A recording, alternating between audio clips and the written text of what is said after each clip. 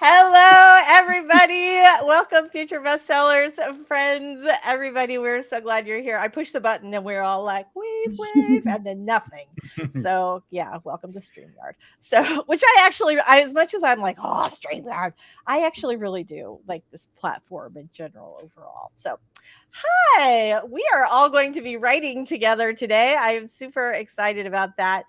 Before we get started, I'm Lisa Daly. I'm going to go around and introduce my fabulous and talented co hosts today.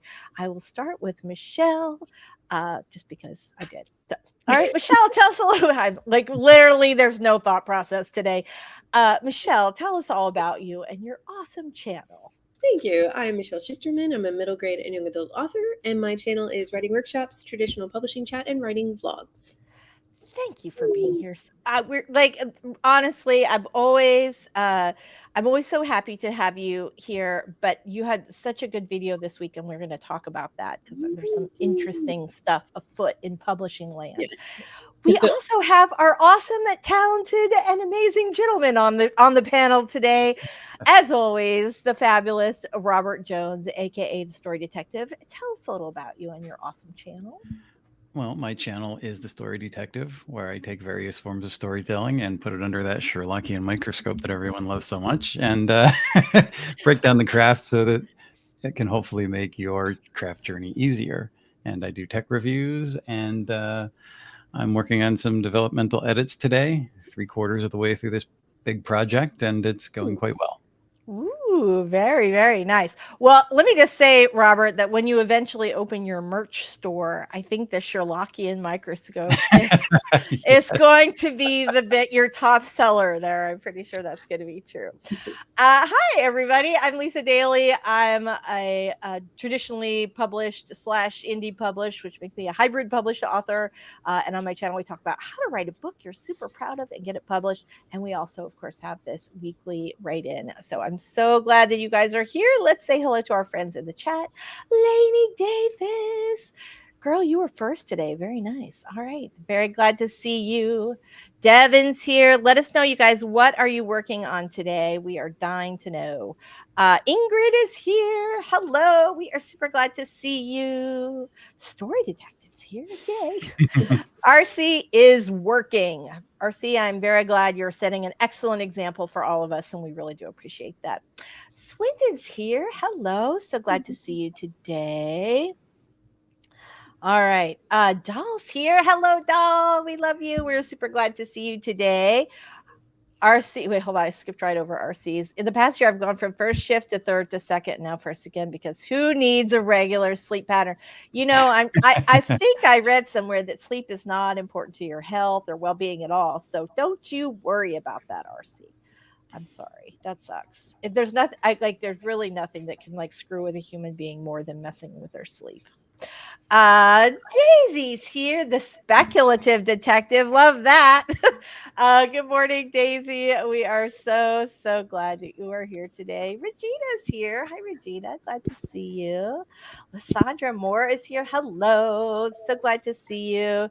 Jennifer Brown. Yay. So glad everybody's here today. My goodness, we have such a good crowd.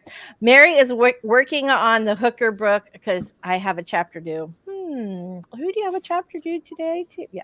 Anyway, yes, there is true. That is true. There's nothing like a good deadline to like the fire under us. All right. I'm very excited to see the chapter also, Mary. Regina here still doing revisions on the dystopian, but got the novella off to the editor. For a second there, I, Lisa Daly, professional author, forgot how to pronounce the word novella. These things happen. You know how it goes. All right. Lainey is waiting for proofer notes. So I'm actually looking for packaging for my latest Kickstarter rewards. You have done such a spectacular job with Kickstarter. Like you really just took off with that and started running. And I'm super excited because I know it's been really successful for you. Lysandra's working on line edits today. Doll, I know you feel the pain there. I totally know that. All right. So what are you going to be working on today, Michelle? That's such a good question. There's a ghostwriting project I need to do a little bit of work on, and also I want to finish scripting a video. Very nice. Very nice. Robert, what are you working on today? I'm going to be going over my notes and transcribing them on my third quarter of this editing project, and hopefully get them off today. If not, they'll be off tomorrow for sure. All right, that's pretty awesome. I am actually going to be working on what? I know this is a big shock, hockey romance today. All right, so I'm very excited about. I'm making. I haven't made very good progress this week. This is actually I like completely avoided writing Monday and Tuesday, but I'm back on the horse today. So I'm excited about that. All right, you guys, let us know in the chat what you are working on. Ingrid is trimming a short story from 7K to 5K. That's a lot. Like writing in a novel, 2,000 words is like, I can do that. But I just, more contractions.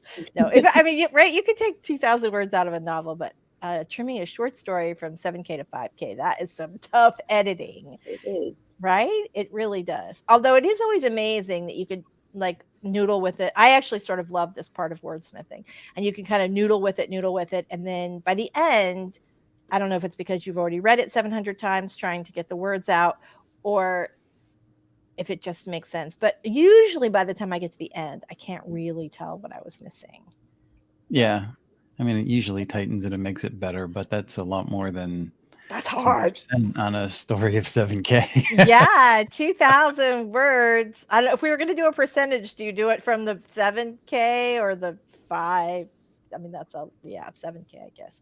So yeah, whew, right. That's a lot. Eva's here. Hey, we're super glad to see you. Very nice. Doll's almost done fixing all the suggestions and corrections from her editor. Almost done. Yay! Once it's finished, goes to proofreading. Nice. I know. I think Doll knows what's coming here because she's been working on this for a long time.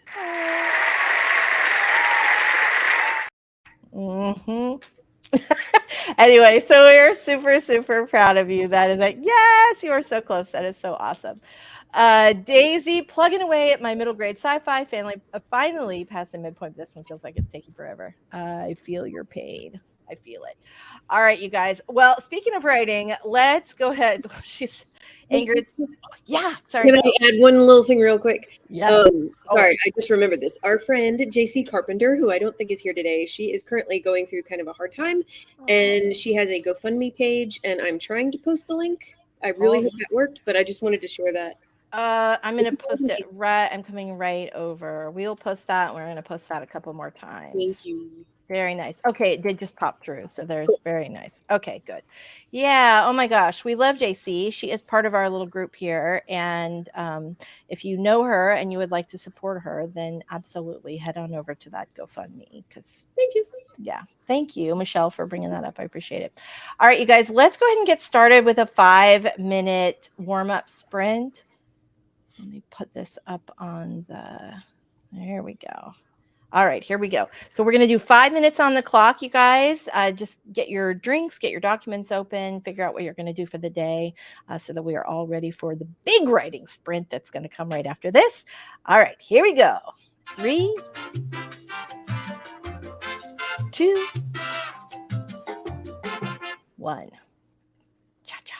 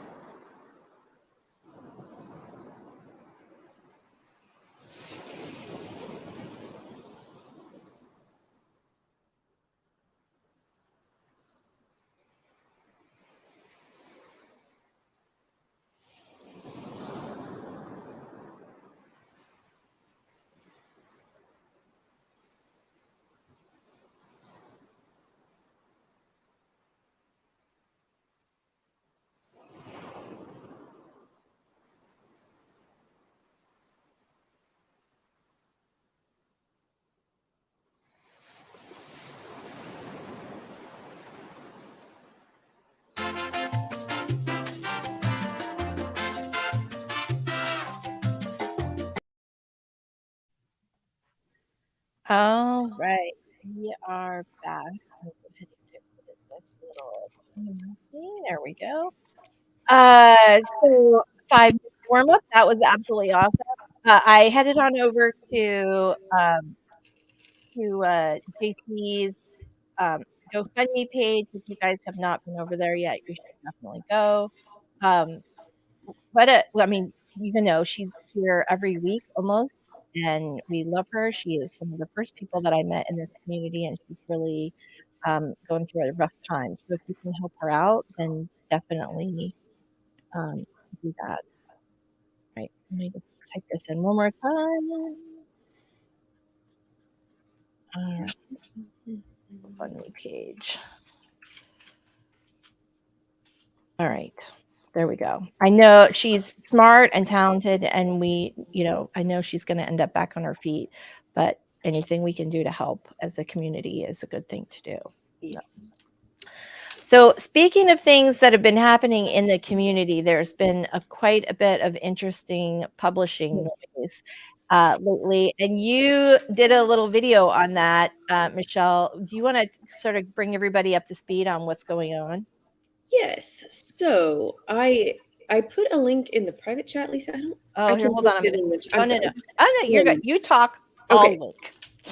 So Okay. the like Cliff Notes version of it is there is an agency. They're called New Leaf. They are a very, very respected big agency in terms of, if you're like in the kidlit world, they represent Lee Bardugo, who famously just got the $1 billion book contract, as well as like Veronica Roth and Victoria Aveyard, and just a whole lot of like some of the most well-known names in young adult and also middle grade. They do represent some adult authors. Anyway, when I say big, I don't mean like actually big. They're not like Writer's House staff size, but big as in their name is big. And if you're querying for a middle grade or young adult novel, they're probably on your list. Well, it recently came out, thanks to authors speaking out on Twitter, that they basically what happened is the Friday before Mother's Day, they have an agent. Her name is Jordan Hammersley. She was an agent there for years, and she sent out a email to all of her clients on Friday morning, Friday afternoon, just about her summer schedule and here's when I'm going to be available. Here's when I'm going to be on vacation, blah, blah, blah. And then that night at 10 p.m. Eastern Standard Time, one of the other agents at New Leaf mass emailed all of Jordan's clients and said, we have amicably parted ways with Jordan, and we're unable to offer you a continued place here at New Leaf. And so the authors came out and started talking about this, and I and a lot of people were watching this with interest because this kind of thing has been going on at New Leaf for years. I have known, honestly, I want to say like definitely more than 5, maybe close to 10 authors that I know personally and have talked to that were previously represented by them that have all had very similar experiences. I don't want to be slanderous. No, we don't want to do that. Every single thing I was reading that was coming out on Twitter and Reddit about what not just this incident, but how they've treated their own agents and their authors in the past, absolutely none of it surprised me at all because I'd heard it all before. It was just like, oh, wow, this is finally being said publicly. And I really want to shout out that it was mostly aspiring authors who are putting their own future careers on the line to publicly call out some of the most respected agents in kidlit, you know? Right. And that's a that's a scary thing. It really is. It really and so after that, the Authors Guild made a statement, which was fantastic. I really appreciated them wading in. And after that, Publishers Weekly, Pub Lunch, they put out an article recapping it. And then not long after that, Jordan released a statement of her own in which she made it very clear that the parting was not amicable. She was given absolutely no notice. It was all terribly handled. And Joanna Volpe, who is the president and founder of New Leaf, tried to defend it by saying, well, we didn't want the authors to find out from each other. So there wasn't any way to handle it by contacting them one at a time or making it personal. We thought this mass email was like, she was trying to paint it as this was the best way to handle it. So they Right. find out from us. And to me, I'm like, my agent retired. Agents retire and leave all the time. They And do. I know this is not And sometimes they get unusual. fired. I And mean, sometimes they get fired. yeah. But you know what my agent did? She set aside 2 full days where she made phone call after phone call to tell her clients the news in person. And she asked each of us to please respect her privacy and not talk about it publicly so that nobody heard the news from anyone other than her. And because we respected her, we respected that request. It's really not that hard. It's not. Like, it's just not. And what they did was inexcusable and really speaks to how they see authors as expendable. And there are just, I mean, I linked them in my video and you can find them easily on Twitter now, but there are just some horrific stories from past New Leaf clients about one that sticks out in my mind because it's just so awful is that this author, unpublished, signed with Joanna Volpe because Joanna gave her 1 week to make her decision, and it was the week of BEA, and the author couldn't get any of the other agents who were considering her query to even to confirm. So she signed with Joanna thinking, well, it's Joanna. This is great. I'm so lucky. Joanna, she did a revision. Joanna said it was great. She had a few more notes. The girl did another revision. And then all of a sudden, Joanna was like, I don't know how to edit this. I recommend you hire one of these editors. And the girl ended up hiring an editor for $5,000, which again, like if that's your choice to do it, that's fine. But an agent pushing you to do that, no, you are not supposed to in this. Right. And especially an unpublished author who's not really sure about the industry. So the author did it. She invested $5,000, did this like huge overhaul of her book to make Joanna happy. And then she was like, now years later, looking back on it, I realized this was Joanna's way of trying to push me out because I sent her the revision and she responded and basically was like, I don't think I'm the best agent for this book anymore. And like literally nothing had changed except she just kept doing what the agent said. But then they went on submission, but it was Joanna's assistant who put her out on submission and clearly didn't have any passion for it. And of course it did. I was like, it was just awful because this poor girl just did everything she could. And again, she's not an outlier. Like this is just agency is, if you're not an instant Veronica Roth or Lee Bardugo, they just immediately wash their hands of you. It's really gross. It's so gross. It's so disheartening. I mean, so I think about the 2 times when my agent has either left the agency or left like agenting. So the first case was when Jenny Bent left. Oh my God. Trident. I couldn't think of this thing. Right. So I was with Jenny Bent at Trident. She opened up the Bent agency. And but she called me and said, hey, this is what I'm thinking about doing. If you want to stay at the agency, this is the person who will most likely take this on. If you want to come with me, this is what we're doing.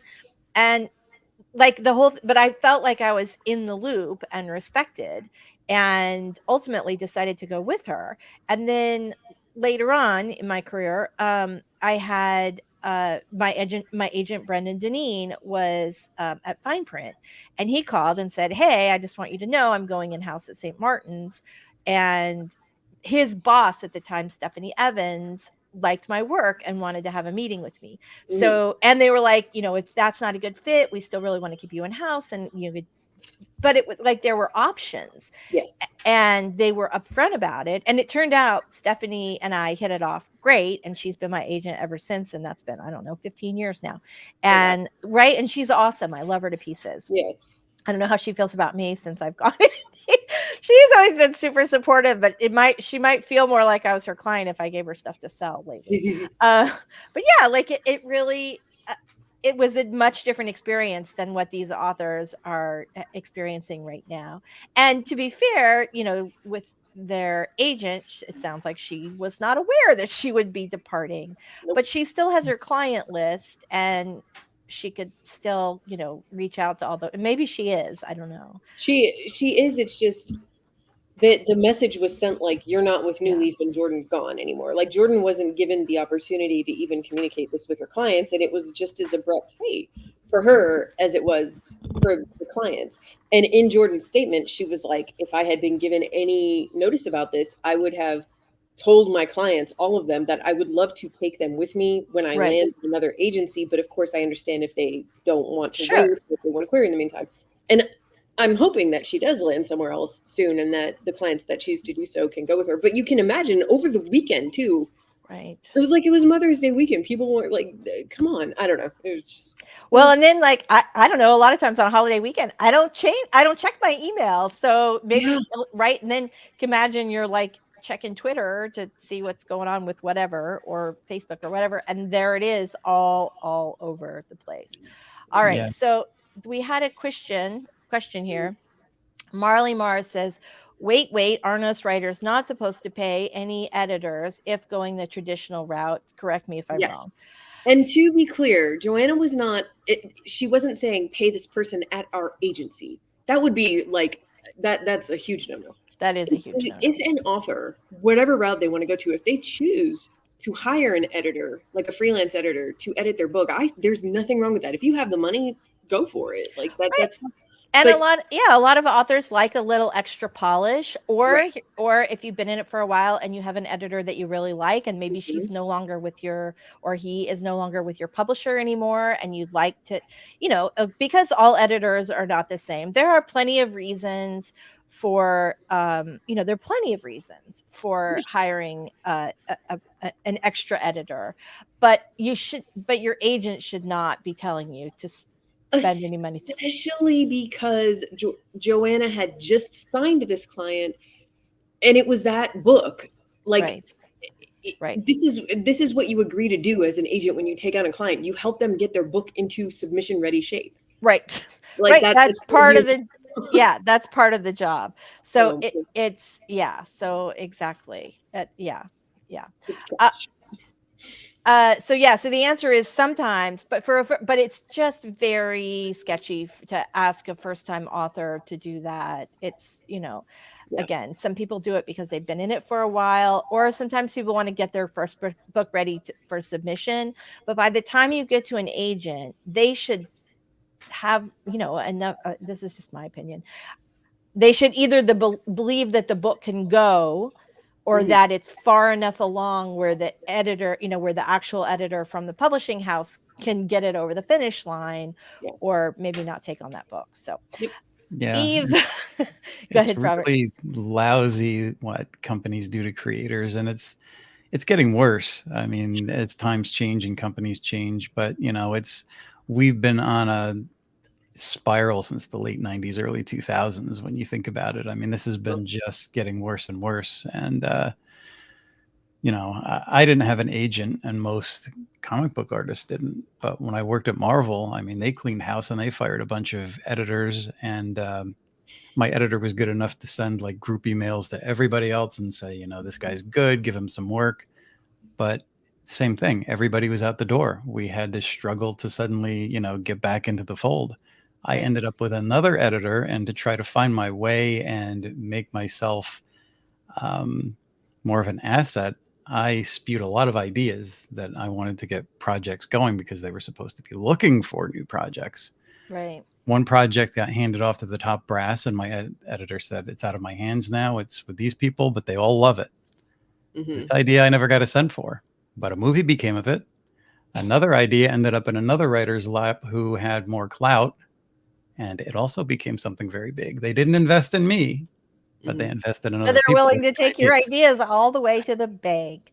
I think that's part of what's really going on here.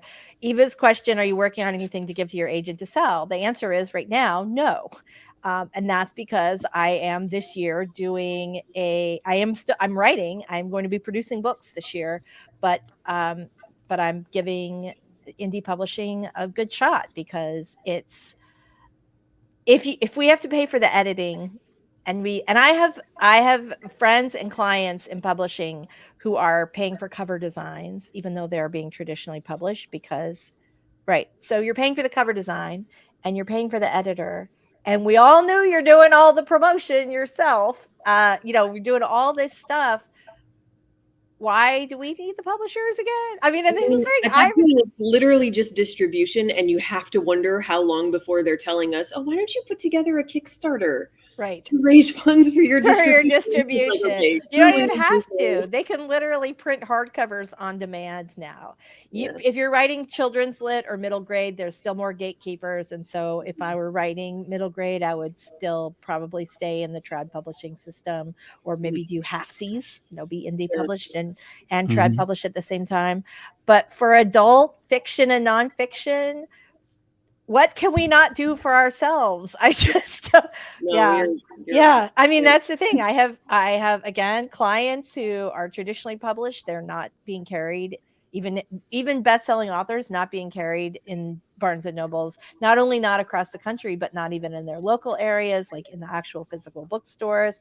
So if me signing over a giant chunk of my money is not enough to secure editing, cover art, a distributor, promotion, and all of that, then why am I doing this? That's Yep, kind of the thing. Yeah. It's why I always emphasize you have to learn more and dig deeper, because what you don't know will hurt you. And Mhm. if you're working in a work for hire situation like the comic book industry, all those ideas are their characters and they have no qualms about using them. Yeah. So Yeah. mistake, live and learn. Yeah, exactly. Exactly. Barrett, Lori, we love you and we're so happy to see you here today. Barrett is lurking from the infusion chair. All right, we're all sending you good, healthy vibes today. What's going on with my hair here? Sorry. I have something that I want to tell you about, Barrett. Not on the live stream, but I'm going to message you later. I have a little something that might be helpful to you. So anyway, just a thought. Eva, Agent Horror Stories. Yes, yes. Oh, Barrett's got some things. So Barrett, can you tell us? I think we dropped a link to Michelle's video, but can you, I think you're Wrench, can you drop a link to your JC fundraiser, because we would love to add that in. All right, let's do a little Aw, thanks, Adrian, and also thanks for being here today. We really appreciate it. Yeah, exactly, right. Eva says it'd be like your physical trainer postponing your session until you took a paid course at another gym. It's so awful and yet right on the nose. Yes, that is exactly. Yeah, that is really, really exactly. Yes. Yeah. Aw, thank you so much. All right. I'm sorry, my hair is making me crazy. Okay, thank you. I really appreciate it. I'm excited, but here's the thing. Like, I have a background in PR. I worked for a publisher. I know how this stuff goes, but it's not that hard. I mean, that's the bottom line. The distribution, I just don't know that it's worth that kind of money. Right. Yes, that's exactly right. That is exactly right. All right. We have some more great comments, and I want to definitely get to those. But first, let's do a writing sprint, since that's why we're here today.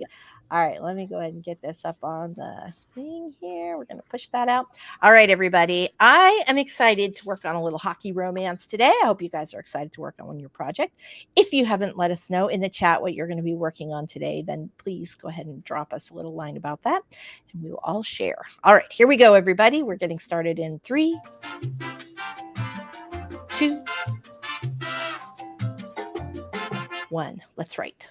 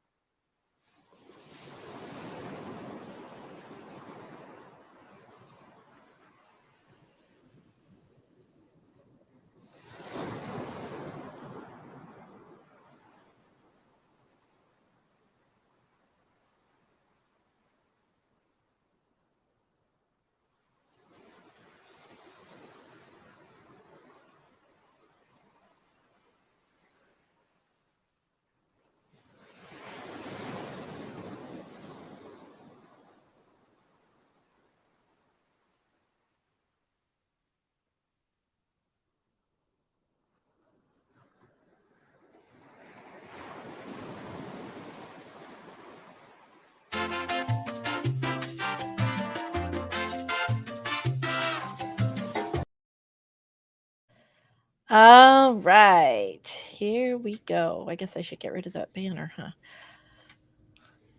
Okay. How did everybody do on that last sprint?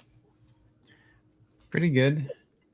Got through some of my notes and have a little friend that joined me because she's lonely since Georgie's not here and they're doing some work around the building with maintenance. So she was a little upset, so I had to bring her in. Aw, well, that's okay. We always love our furry writing assistants. So yeah.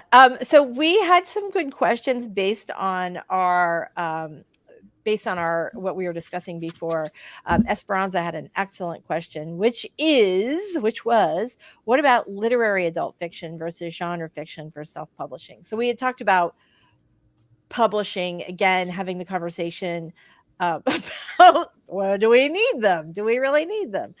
And so adult literary fiction, and I had said earlier, like with Kidlit, there are still a lot of gatekeepers that you really, I think you can do well with self-publishing, and certainly some authors have, but there's some opportunities, in particular with school libraries and things like that, Yeah.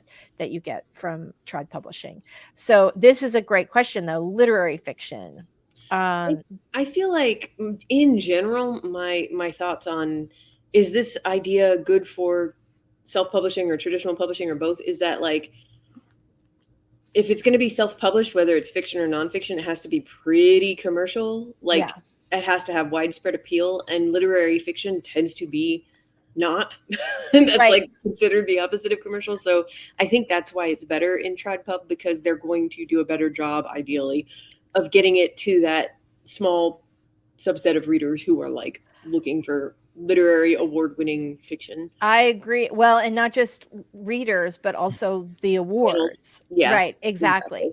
exactly. That has a lot to do with, I mean, I don't know if anybody's ever, I'm sure there's somebody who's gotten rich off literary fiction, but I can't name anybody right at this very moment. I'm sure I could, actually, if I think about it, but not very many people. You have a lot more people getting wealthy off commercial fiction than literary fiction. And I think that lit fiction is a lot like Kidlit, in the same sense that there are some avenues that are going to be more closed to you.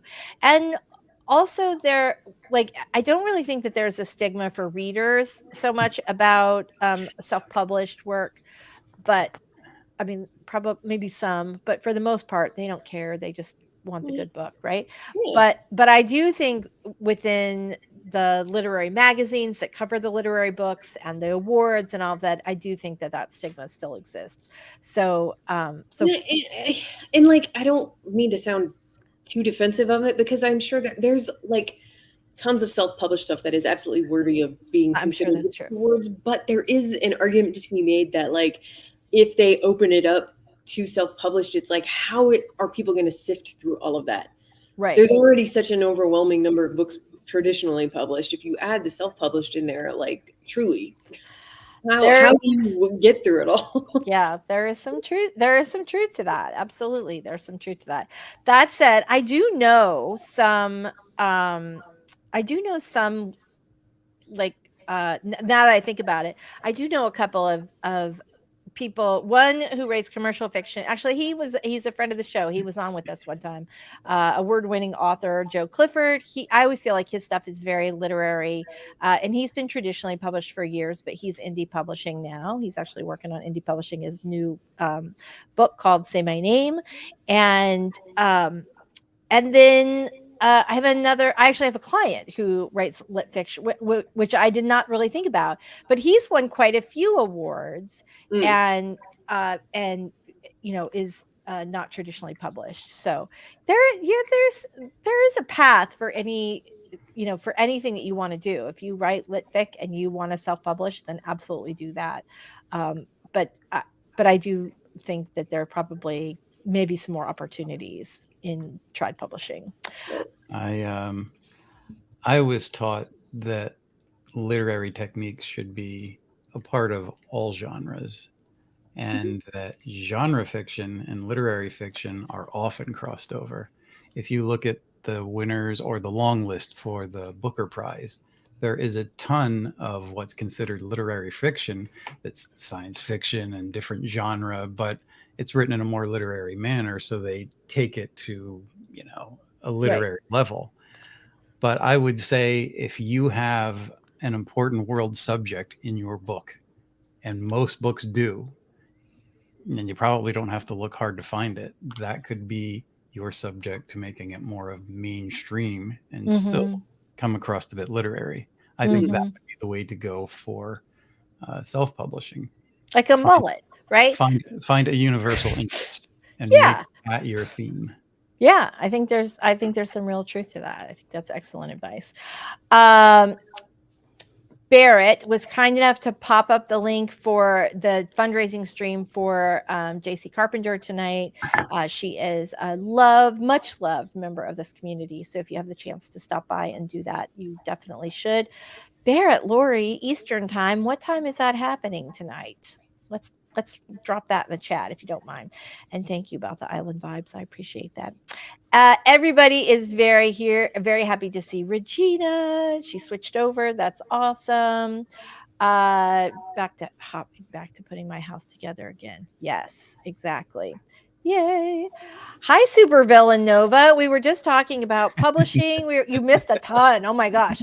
We were talking about the New Leaf situation, the literary agency. Now we sort of moved into what genres are maybe better if you want to indie publish versus trad publish or vice versa.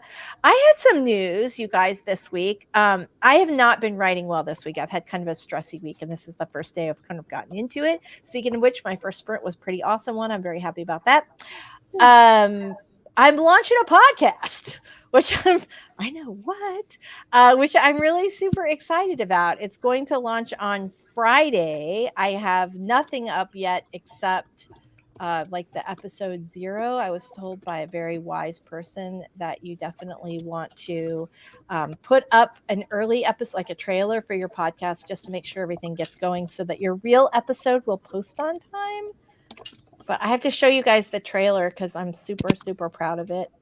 And it's adorable. So we're going to have to just watch it for 2 seconds. It's only 16 seconds. All right, here we go.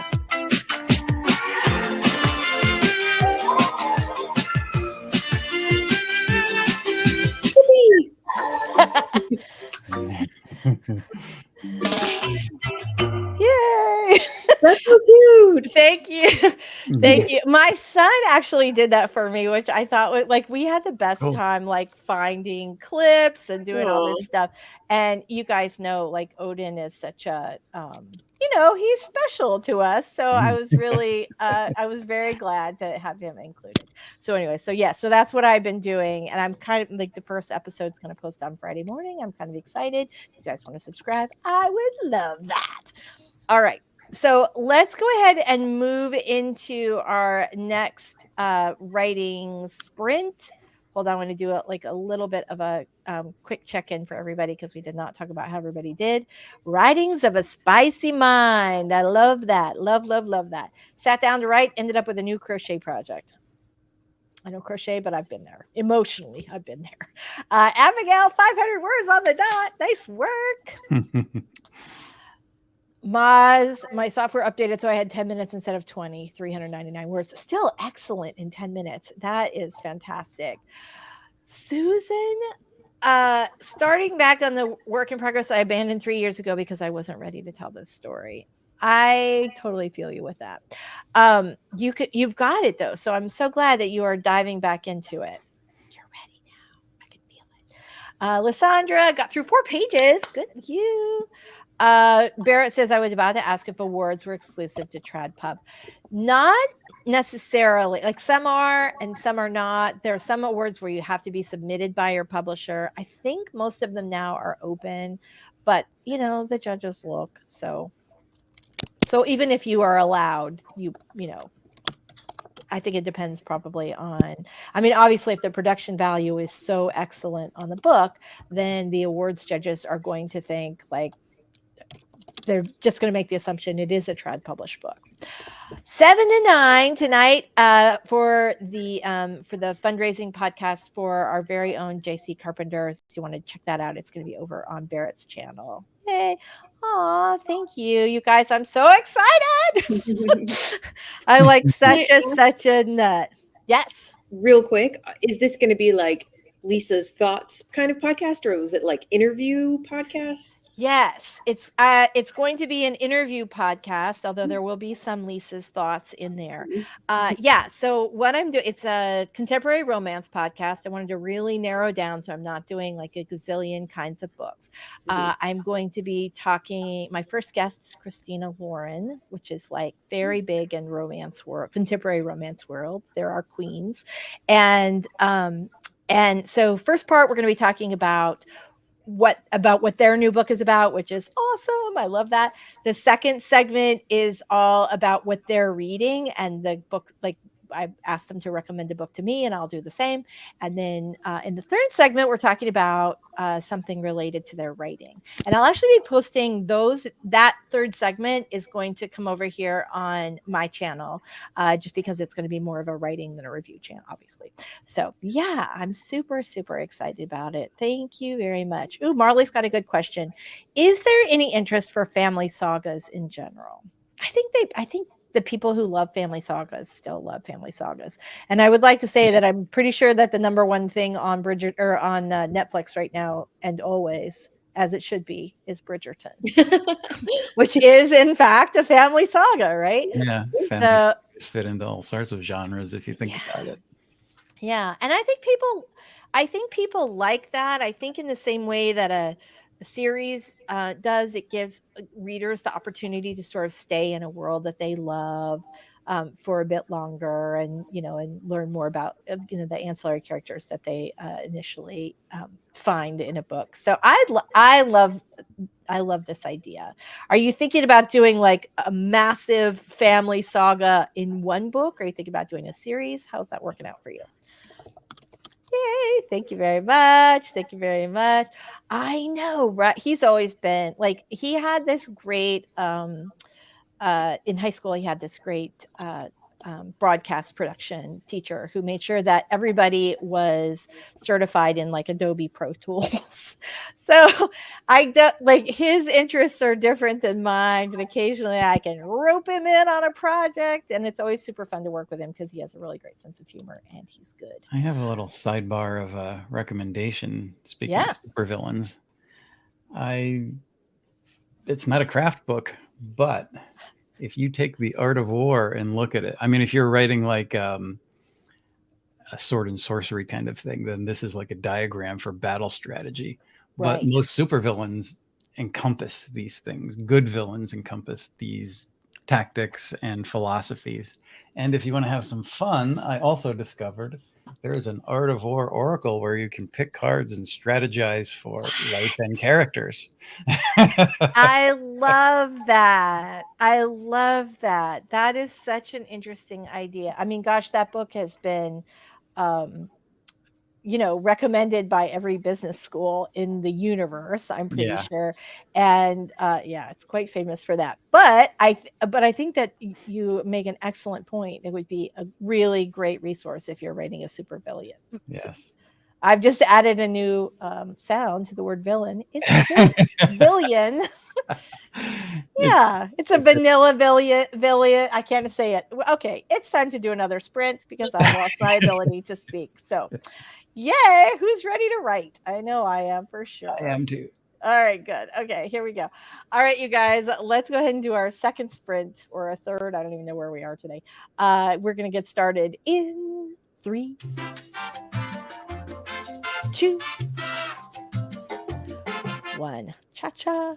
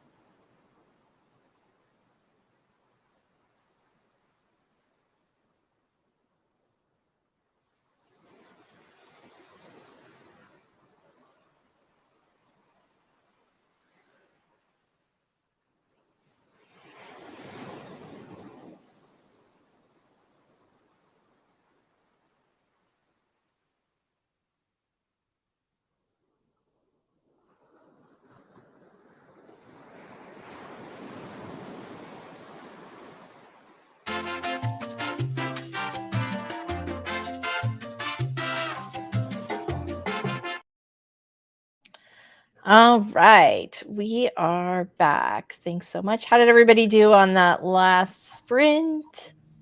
Did well. Very Yeah. good. Yay! All right, me too. You guys in the chat, let us know how you did on that last one.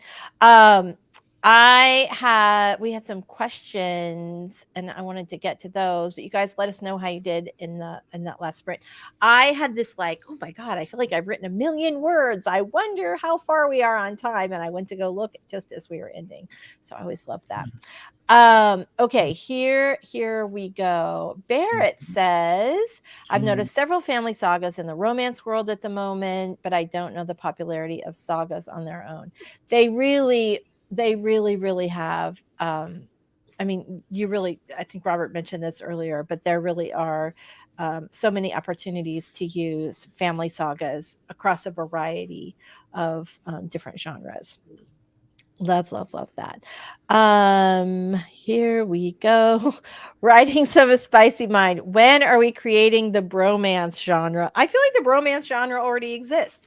Remember we had what was that? Red, White, and Royal Blue. That book was super, super popular. I think that's an awesome bromance title. We have Alexis Hall has multiple fantastic books. What did she write? Or It's called A Buddy Story. The Buddy Story. Love that. Alexis Hall wrote Boyfriend Material and Glitterland. And love that. What was another book I read last year? The Charm Offensive. Did you guys read that one? Mm-mm. Anyway, love. There's another one that I saw that I have on my TBR called Love, Hate, and Clickbait, which is about like political intrigue. I love that. Yeah, I know, right? Really good. So Watson's story is a bromance because to write it any other way cuts out right a lot of the relationship. We froze Robert. Oh, I see him. Am I? Oh yeah, no. Oh, just on my end maybe. So okay. Yeah. Love that. So okay, Marley says trying to write a family saga through 7 generations set sometime in the future, but not too far from our old time. It incorporates with magical realism. I'm trying that is. Well, yay, that's ambitious. Fantastic. I know, right? It is ambitious, but I do love a good ambitious program. That's very nice. All right. Fantastic. Marley says, first draft, 9 full drafts already done for my typewriter in less than 2 years. What? Look at you. Very, very nice. Very, very nice. All right, guys. I'm trying to go through the comments. So if I miss you, I apologize. Books by Adrian. When you return, do any of you have thoughts or advice on the emotional roller coaster of publishing a novel? And best practices I don't mean to laugh. I don't mean to laugh at all. And best practices to maintain good mental health before, during, and after. Get used to living winging a prayer. Yeah. It's easier. I know, right? I hate to say this, but I think writers are people who have access to their emotions. And right, that we need that in order to be good writers, but it also means that we're often impacted by other things going on in the world and things in our own families, and publishing can be frustrating and challenging, and some things are beyond your control and some things are completely within your control. So my advice is to get a group of friends in publishing. Here you go. Hi, welcome, Adrian. Now you're part of the group. Get some people in publishing who can support you during the low periods, and that you can support when you're not feeling that way. But it's tough. I mean, it is a rough business, but it's also worth it, at least for me. So anyway. Yeah. I was terrified just starting out because it's like you keep thinking, what am I going to do if things run out and I don't have enough money put away to pay my bills? And then you get comfortable and things go along for a while, and then things do eventually happen. So, you have to be prepared for it. Yeah, you do. I think the same best practices that you would use for maintaining good mental health with any big undertaking, to exercise regularly and try to eat well and take care of yourself. I try to meditate every day. That helps sometimes. Sometimes it doesn't help at all, but sometimes it helps. So, yeah. But there's a lot of support in the community, and we're really very, very fortunate about that. I'm procrastinating on my next scene so hard right now. It's about to be an emotional dumpster fire. Ooh, I know. fun. Right. Sometimes you love to write those scenes, and sometimes you're like, oh gosh. So, okay, this is interesting. Writing's a spicy mind sounds like the meaty bits I can't wait to write. Why procrastinating? That emotional dumpster fire isn't going to light itself. Get in there. Totally agree. Totally agree. There are some scenes though where you just like, where they're just going to take a lot out of you to write. So that's another thing, right? You experience that stuff in your writing. Your brain can't tell the difference between things that are vividly and repeatedly imagined versus things that are real. So you're going to be living through that dumpster fire, but you will also come out of it and get a happy ever after. So let's go for that. All right. Here we go. Couple more questions. Hello. We're super glad to see you, Nala. Hello, Yuki. Very glad to see you. Aw, thank you so much. We love you back. Carney's got a great question. What writing app would you recommend for a newbie writer? Who wants to take this one? What kind of, what do you mean? There's like so many. I'm not sure. What do you want help with? I would ask. That's a good question. What are you trying to find help with? Do you need distraction-free writing? Are you looking for something that's going to format your book appropriately so you don't have to worry about that later? I see Lainey recommended Scrivener, which is my first thought. Yeah. Exactly. I would also caution you, though, it can be super overwhelming because it has like a billion features, but you don't have to use them all. I still, after like 15 years of using it, do not know the full extent of what Scrivener can do. But I know how to use it for my own purposes. Well, there you go. I also used Scrivener for years and years, and I have stopped. I'm now mostly writing on a Google Doc because I'm doing more dictation, and it just feels easier to like dump it into that. But that's what I'm doing. But I used Scrivener for years and years and years. Robert, you're always like working on sort of distraction-free writing tools. Yes, I would get Scrivener for the polish, and then either get an old laptop or an old word processor. Go as simple as you can, because when you don't have those features when you're drafting, sometimes that can be a big help. It's not only distraction-free, but the fact that you don't have a million other things to look at and figure out. It's just word processing. Keep it simple. That's actually one of the reasons I really like to write at the beach, because it's just me and the words, and I don't have all the other stuff set up. And I can either read at the beach or write at the beach. Those are my two options. So, Susan 403, that is excellent for a 20-minute sprint. That's not slow. Yeah, Susan, that's awesome. Very nice. Ingrid, blessed 500 words to go. Oh my gosh, we got to get another one in here. Petition to rename it the bromance genre. I will accept your petition. I'm not sure if I'm in the position, but I'll do it. I'm good. Love that. Very nice. We are just going until 1:00, so we have 1 p.m. Eastern. So we have one more sprint. Yeah, let's oh, Regina, that is so sweet.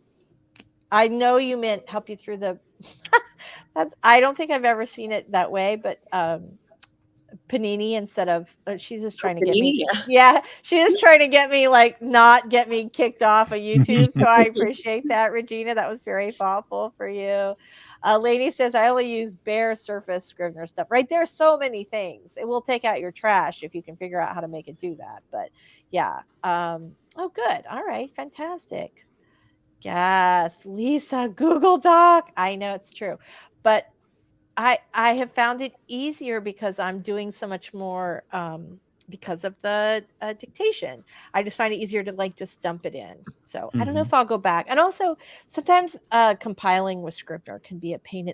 Now that I'm doing my own books, I find that it's more of a pain in the neck than whatever I used to just export and send off to my editor. So yeah, anyway, Robert Regina totally agrees with you. Every time I try to use it, I'm all overwhelmed with the software. I go back to Pages of Word. I feel ya.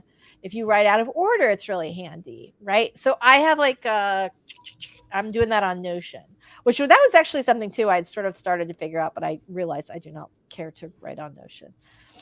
What books by Adrian? I just released my debut 2.5 weeks ago. Yay! That's awesome. Sales have plateaued in the 3rd week, but more than sales number, there was a real emotional journey through the process of publishing and launching. That is the truth. That is the truth. Mhm. Well, congratulations for getting your debut out into the world, and many, many happy returns. Yeah, you not that kind of returns. More books, not books back. Anyway, that is awesome. We are super, super proud of you. That's great. Spicy writes in Google Docs too, but do my plotting and notes in Notion. That's what I'm doing right now. Very nice. Marley, I use my typewriter and then use Office Libre that has Word document. Okay, cool. All right, you guys. We have time for one more quickie sprint, so we are going to go ahead and do that because I feel like we're making. I would also ask Adrian for a link for his book. Don't miss an opportunity to publicize it to people who might want to read it and enjoy it. I have That's only read the true. beginning of it, but it's a nice beginning. Oh, good. All right. Well, go ahead and drop a link. Actually, I don't know if you can if you're not a wrench, and I can't make you a wrench from here. Can you, Robert? Can you drop a link in? Yeah, I'll find Maybe. one. Okay, fantastic. Very, very nice. Oh, we have a really nice little bit of support from Regina. Adrian, my first book in its first week sold 7 copies. I was thrilled. And yes, the journey can be agonizing. Slow starts are common, especially with so many titles on Amazon. Apple, because they pay better. Yeah. So this is yeah, that's another question, right? Because that's like 70 some percent of the market. All right. Thank you very much, Robert, for doing that. We are going to go ahead and pop this up and hit go, and we will do our very last 20-minute sprint. All right, here we go, everybody. 3, 2, 1. Last one.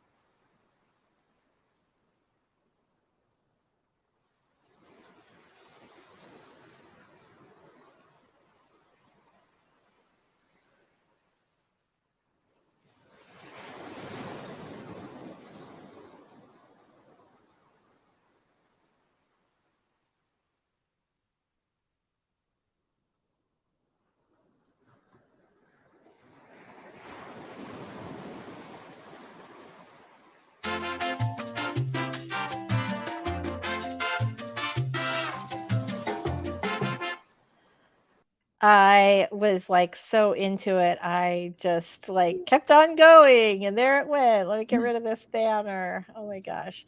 So that was awesome. How did you guys all do in the chat? Let us know how you did on that last sprint. How'd you do? Well, I think I got Really a good. good portion of my notes done here. Very nice. I will confess, I did not write in my manuscript on my last one. I have I'm doing Orlando Reads books in a couple of months in September, and I owed them a description of my panel. So I was trying to finish that up really fast. So you guys are, oh, hi, Vicky. So nice to see you. Is that a dog? I thought my man is shaving. I feel like we missed all your stuff. So yes, we stay quiet. If this is your first time with us, we stay quiet until the countdown finishes because we're doing writing sprints. And so if you get here and you see us all heads down, waiting on the comments, you'll know we're all writing, creating books. And that's kind of awesome. Anyway, thank you so much, you guys, for being here today. We are so happy to see you. Vicky, is that true? We're so glad you made it, and I hope you make it next week. We'll be here on Wednesday. Very nice. So sweet, you guys. Heather got some stuff done earlier. You're so welcome. We're so glad to see you. Eva says writing streams are more laid back than other lives. I think this is the final sprint, so we'll be wrapping up. Yeah. All right. Fantastic. Yay. All right, you guys.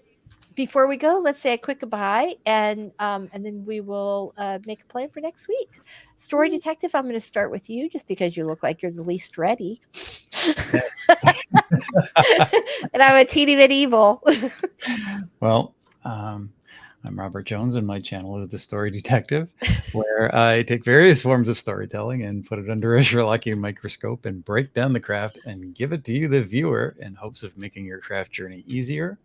And it's looking at my experience from Marvel Comics, both as a visual storyteller and as a writer. And I hope you'll check it out. And more videos will be coming soon. Yes. Yay. That was awesome. Oh, you know what? Okay. So I just realized, thank you very much, Eva, for playing tour guide. I just realized I think I must have turned off on StreamYard the little bubbles where it says all of our names. I will have to rectify that. I'm not sure. But thank you, Eva. We appreciate you doing this. I'm sure everyone who's new is like, wow, who are these strange people? Speaking of strange people, hi, Michelle Schusterman. No, that doesn't work. That only works this way. That was a great segue. All right. So tell us a little about you and your awesome channel before we go. I'm Michelle Schusterman. I'm a middle grade and young adult author, and my channel is Writing Workshops, Traditional Publishing Chat, and Writing Vlogs. Very nice. Thank you so much for being here. I'm Lisa Daly. If you want to write a book you are super proud of and get it published, this channel is an awesome place to start. Thank you guys all so much for being here. As always, we will be here next Wednesday. We will be doing more writing sprints. Oh, that's so funny. Heather, you should definitely come. It looks like it's going to be a really, really fun event. A friend of mine had mentioned it to me, and I was thinking that I was wanting to do more reader events this year. And so I am super excited to do Orlando Reads books. So, all right, you guys. I hope your writing was awesome on that last sprint. Thank you so much for being here today, and we will see you next Wednesday. Bye, everybody. Take care, everybody.